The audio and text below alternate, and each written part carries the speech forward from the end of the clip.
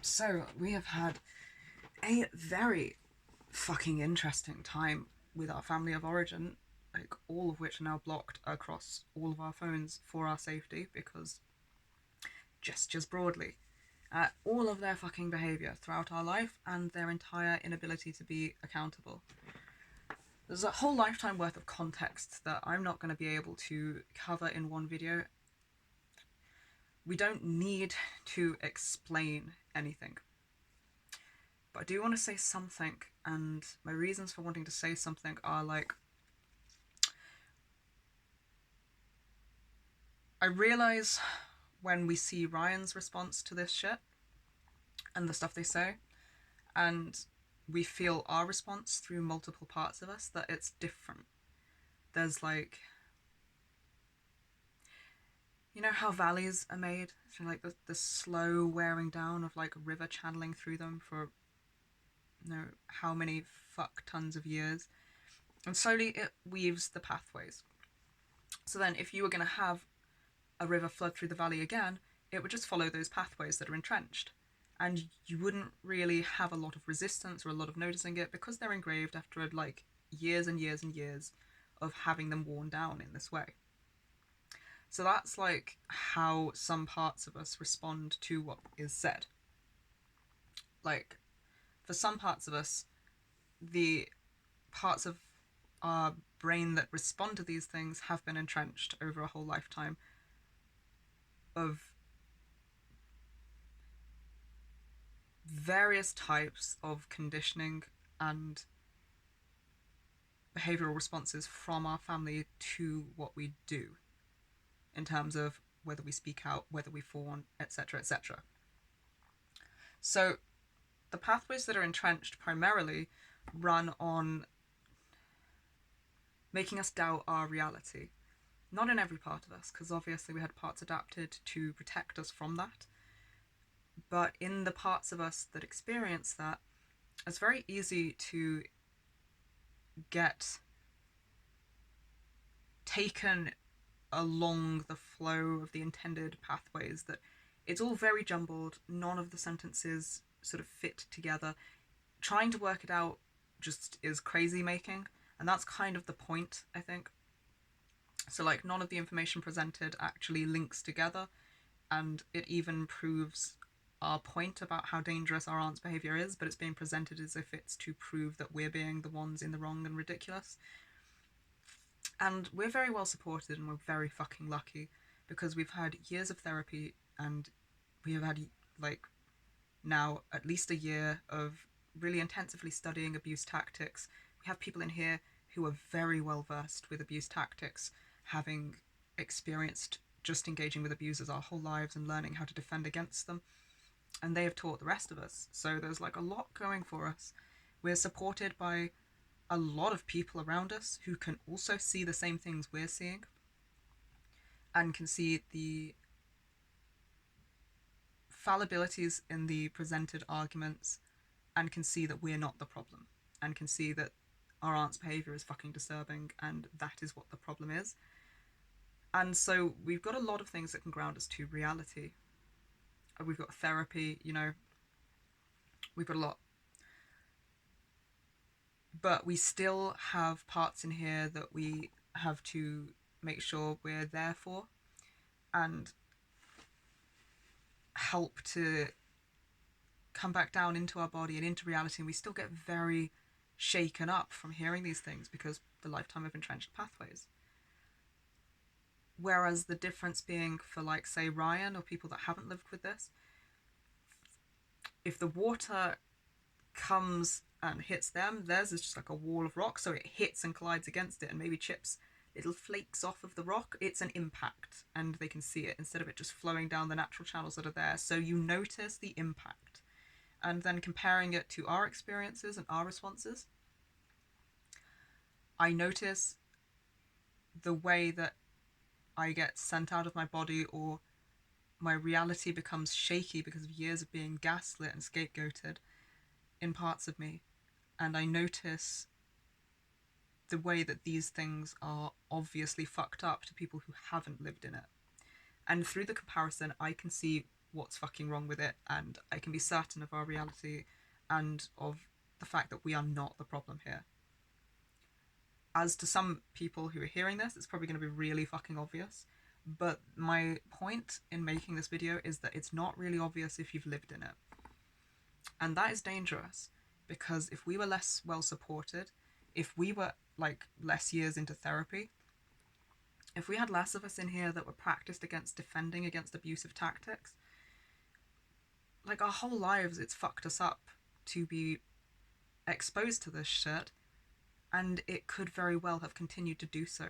So for parts of us that need help grounding back to reality sometimes, and for other abuse survivors who maybe have the same thing going on and maybe still even live in it and can't see what's fucked up about the behavior because the entrenched pathways go, shit, I must be the problem because of years of conditioning to think that, and then getting confused by trying to work out the sentences that don't make sense instead of just going, they don't make sense and it proves our point. For those parts, it's easy to go, they don't make sense and I'm confused and therefore I must be wrong. So that's very fucking dangerous, and we want to make it clear using our own examples and our own experiences why you don't owe anybody a chance to explain themselves if they are repeatedly damaging you without accountability for their actions.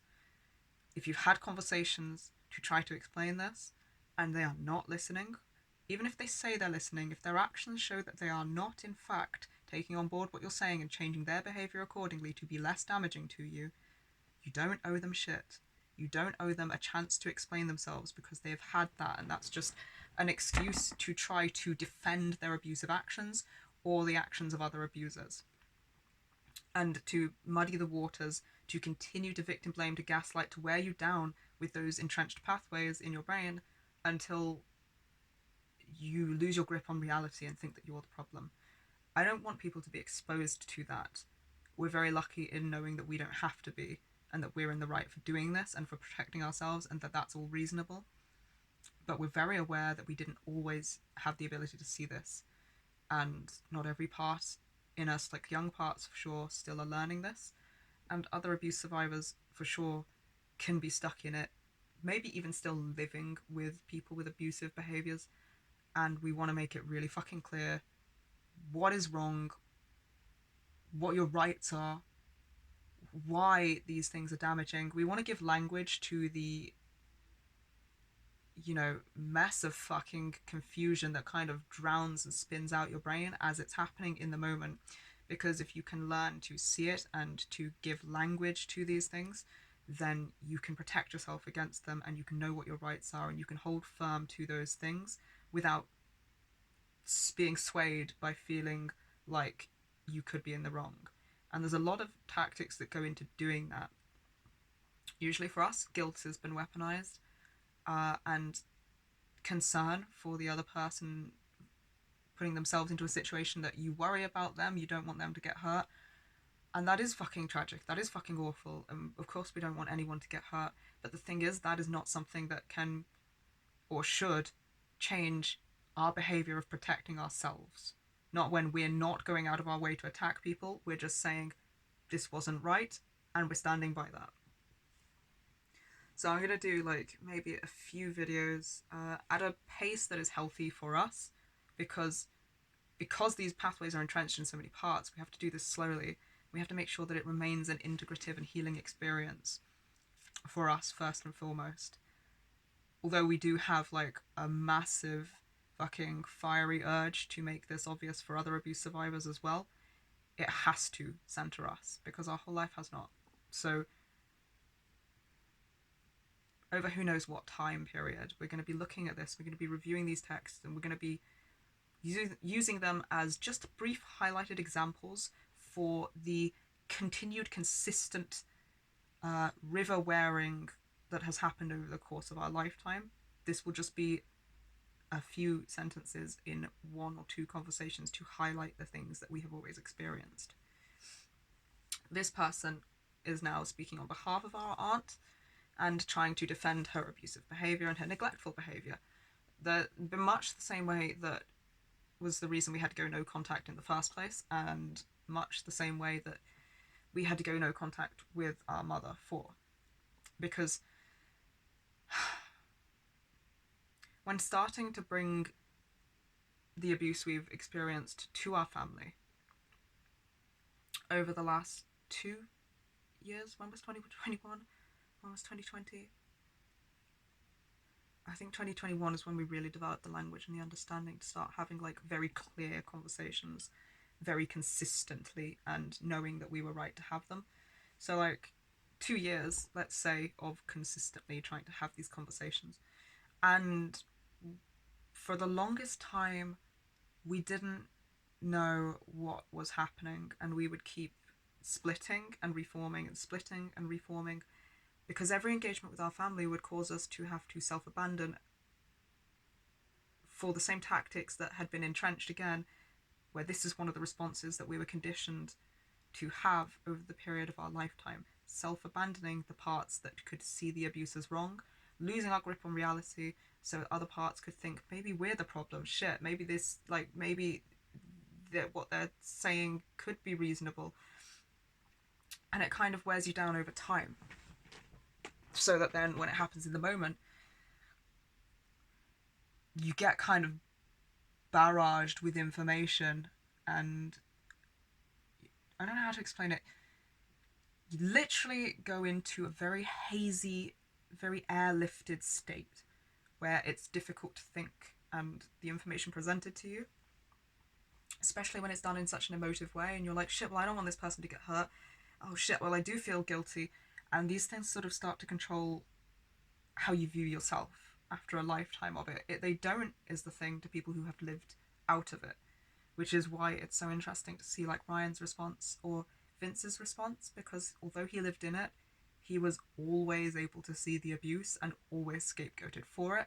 So he's got a very clear view of like, it's not us, it's them that's the problem. And Ryan has not lived in it, and neither have our friends, and all of these people are therefore able to go, wow, this is really fucked up, and like I can see that they're trying to put you at fault for things that are nothing to do with you.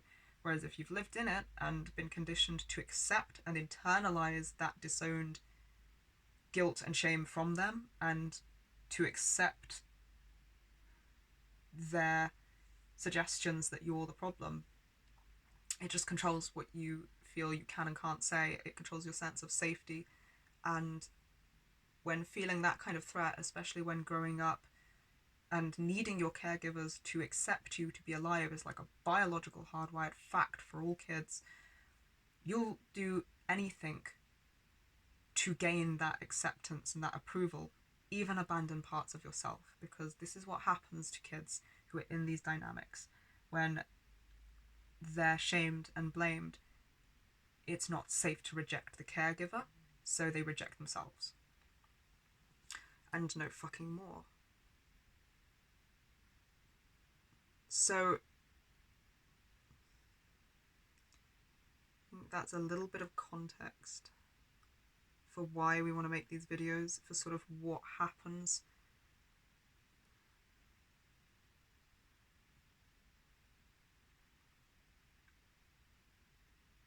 I think I'm going to pause this here and do it as like a bit by bit series.